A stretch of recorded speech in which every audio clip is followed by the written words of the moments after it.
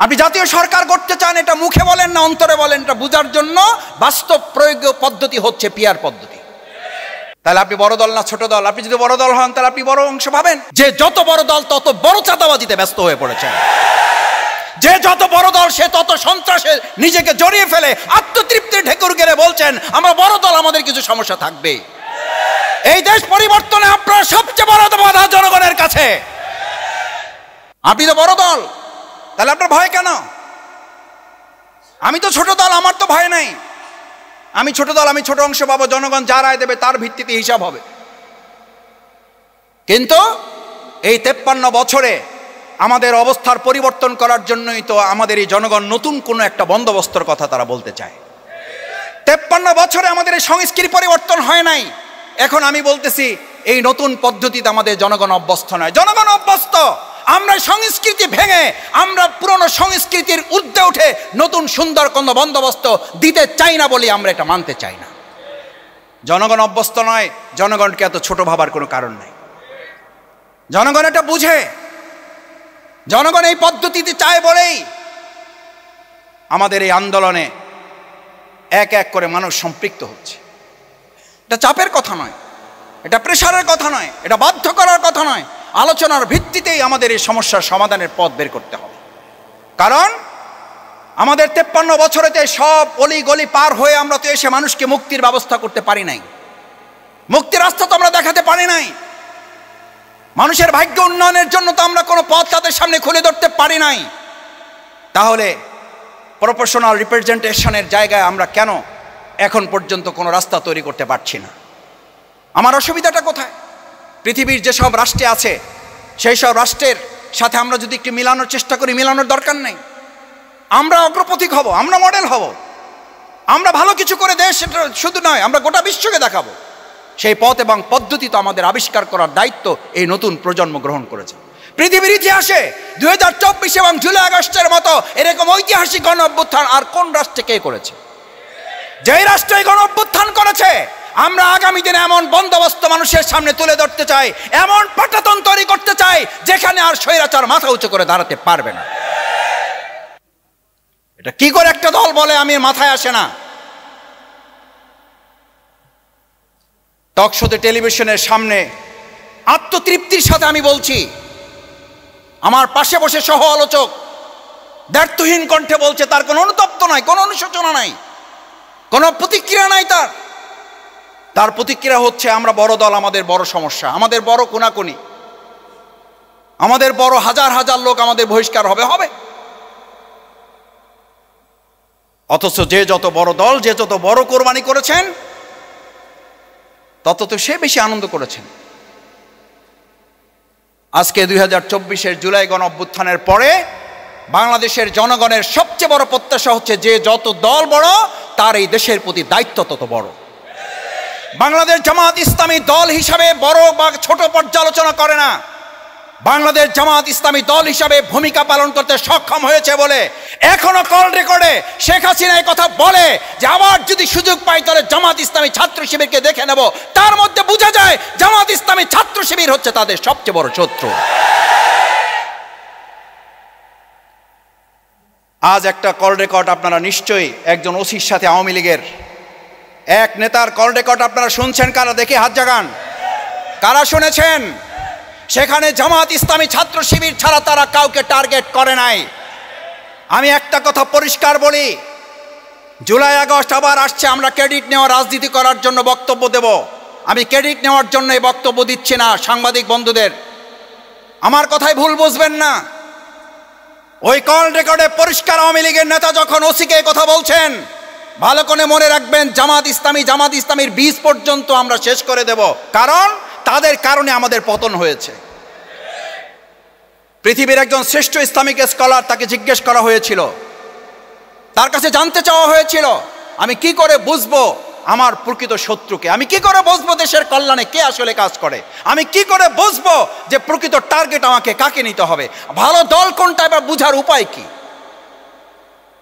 তিনি একটা কথা বলেছিলেন, ভালো দল কোনটা, দেশের প্রয়োজনে মানুষের গণতন্ত্রের জন্য দল কোনটা, আধিপত্যবাদের বিরুদ্ধে লড়াই করে কারা টিকে ছিল, দল কোনটা বুঝার উপায় হচ্ছে তুমি তোমার শত্রুর দিকে তাকাও।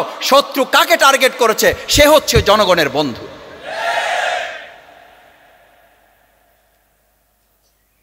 জনগণের ভোট ছাড়া আর একজন স্বরাষ্ট্রমন্ত্রী হয়েছিলেন, সেই লোকে এখন কোথায় কোথায় বসে বক্তৃতা দিচ্ছে। সেও বলতেছে যে সুযোগ পাইলে জামাত ইসলামী ছাত্র শিবিরকে দেখে নেব। আমার কাছে ভালো লাগে, আমি ছাত্র জীবনে এই প্রেস ক্লাবে উল্টা পাশে, আপনারা সবাই চেনেন, এটা আজকের কথা না, 2006 সালে 6 সালে ইসলামী ছাত্র শিবিরকে আমাদের পার্শ্ববর্তী রাষ্ট্রের বক্তব্য অনুযায়ী বলা হলো ইসলামী ছাত্র শিবির 1 নম্বর জঙ্গি সংগঠন। কয় নাম্বার? 1 নম্বর। পরের দিন আমাদের প্রোগ্রাম ছিল প্রেস ক্লাবে, আমাকে এসে টেলিভিশনের সাংবাদিকবৃন্দ ধরছে, ভাই প্রতিবেশী রাষ্ট্র আপনাদেরকে 1 নম্বর জঙ্গি সংগঠন বলছে, এই হিসেবে ছাত্র শিবিরের কেন্দ্র হিসেবে এসে আপনার মন্তব্য জানতে চাই। আমি বসা ছিলাম, একটু ঢিলাডালা বসা ছিলাম, এই ঢিলাডালা বসা থেকে বুকটা টান করছে, টান করে আমি বললাম, ভাই আলহামদুলিল্লাহ, আল্লাহ শুকরিয়া আদায় করছি, কৃতজ্ঞতা প্রকাশ করছি ওই আল্লাহর দরবারে সিজদা অবনত চিত্তে। কারণ শেরেবাংলা ফজলুল হকের এলাকার মানুষ, আমি বরিশালের লোক।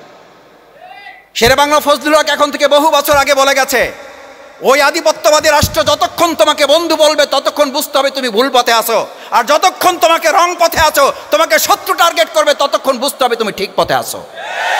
আমার পার্শ্ববর্তী রাষ্ট্র আমাকে 1 নম্বর তালিকায় রেখেছে, তার মানে এই দেশের জনগণের প্রিয় বন্ধুত্বের তালিকায় জনগণের সংগঠন হিসাবে জামাত ইসলামী ছাত্র শিবির কাজ করতে সক্ষম হয়েছে।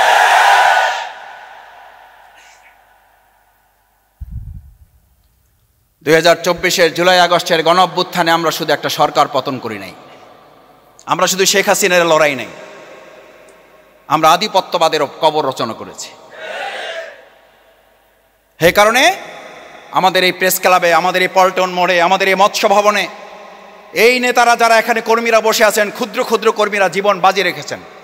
2024-এর জুলাই আগস্ট না হলে এই একজন লোককেও এখানে বসা দেখতেন পারতেন না। এই ভাইদের একজনকেও খুঁজে পাওয়া যেতে কিনা সন্দেহ আছে।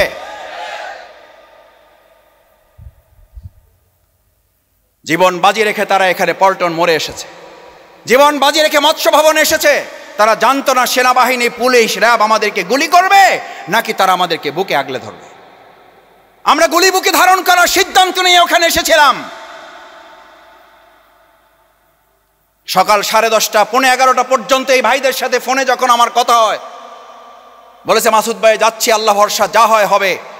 আমাদের সামনে আমাদের ছাত্র জনতা, আমাদের ভাই বোনেরা সেদিন বলেছিল, আমাদের সামনে গুলি, আমাদের পিছনে স্বাধীনতা, এই দুটা ছাড়া আমাদের আর কোনো পথ খোলা নাই।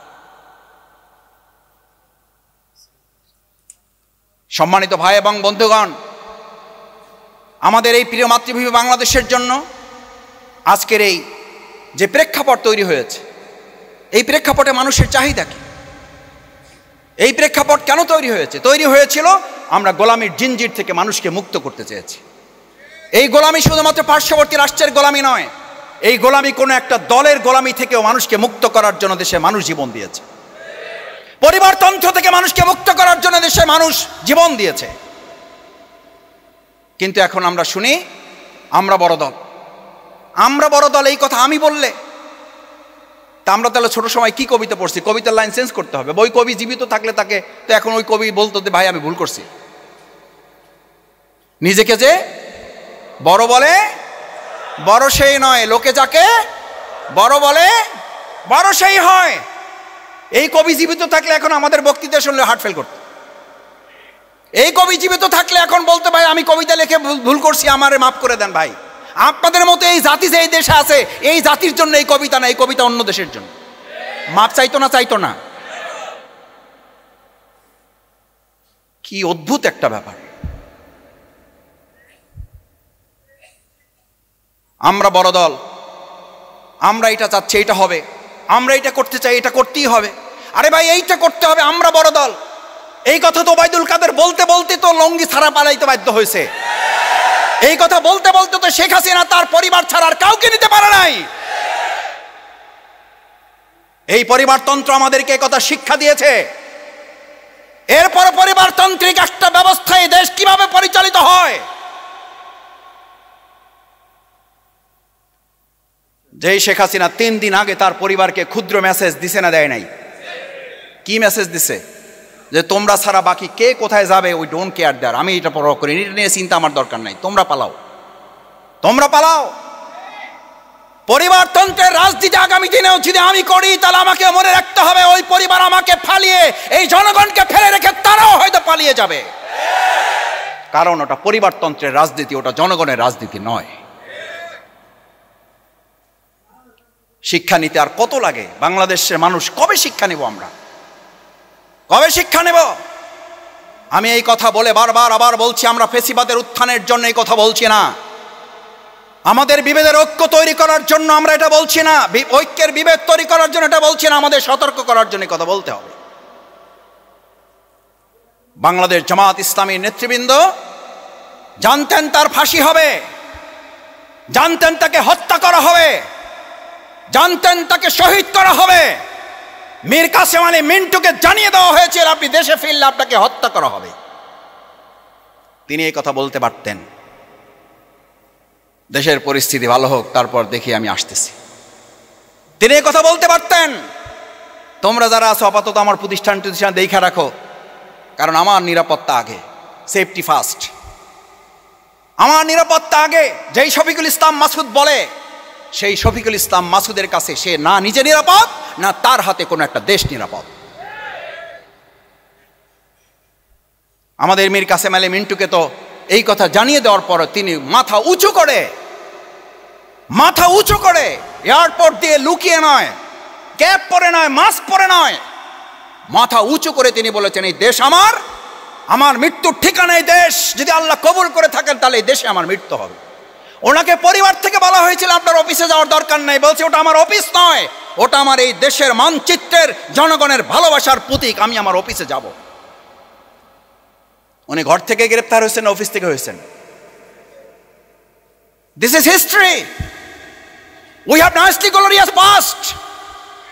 বাংলাদেশ জামাত ইসলামী, আজকে কেউ কেউ বলেন জামাত ইসলামী মুখে এক কথা বলে কাজে আর একটা করে।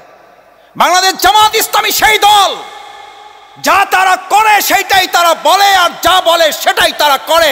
তার জন্য ফাঁসি আসলেও আমাদের মাথা নত করতে পারে নাই। বাংলাদেশের রাজনীতির কবর রচনা করার জন্য ঈদুল আজহার একটা শিক্ষাই আমাদের জন্য যথেষ্ট হওয়া উচিত ছিল। আমাদের যে সমস্ত ভাইয়েরা 2024-এর জুলাই গণ অভ্যুত্থানে জীবন দিয়েছেন, তাদের পরিবারের সদস্যবৃন্দ এখনো এই, আপনারা যদি দেখা করতে যান, তাদের সন্তান, তাদের সহধর্মিণী, তাদের স্বামী, তাদের বাবা, তাদের মাকে জিজ্ঞেস করলে তারা একদিকে চোখের পানি ফেলে, আর একদিকে হাসি মুখে বলে এরকম দেশের একটা গুরুত্বপূর্ণ অধ্যায় রচনা করার জন্য আমার সন্তান, আমার স্বামী, আমার ভাই, আমার বোনকে আমরা দেশের জন্য দান করতে পারছি, এই জন্য আমি আমার মধ্যে আনন্দ উপলব্ধি করছি। এটা আছে না নাই? যারা তাদের স্বামীকে দান করে হাসি মুখে এই বাংলাদেশকে উপহার দিয়েছে, সেই দেশে আমরা আর কাউকে ভোগের রাজনীতি করতে দেব না। এই দেশের জনগণ আর ভোগের রাজনীতি কাউকে করতে দেবে না। সেটার জন্য 2024-এর গণ অভ্যুত্থান হয়েছে। গণ অভ্যুত্থান হয়েছে ত্যাগের রাজনীতি এবং ভোগের রাজনীতির কবর রচনা করার জন্য। এটা তো ঈদুল আজহা, এটা তো ঈদুল ফিতর। আপনার জন্য খাবার হালাল ছিল, আপনি খান নাই। আপনার সবচেয়ে প্রিয় পশুটাকে আপনি কোরবানি করেছেন, আনন্দের সাথে করেছেন, এবং যে যত বড় করতে পেরেছেন সে তত বেশি আনন্দ করেছেন। তাহলে যে যত বড় করেছেন সে তত আনন্দ করেছেন। তাহলে যে যত বড় দল তার তো এখন তত বড় কোরবানির জন্য নিজেকে প্রস্তুত করার কথা, কিন্তু আমরা তার বিপরীতে দেখি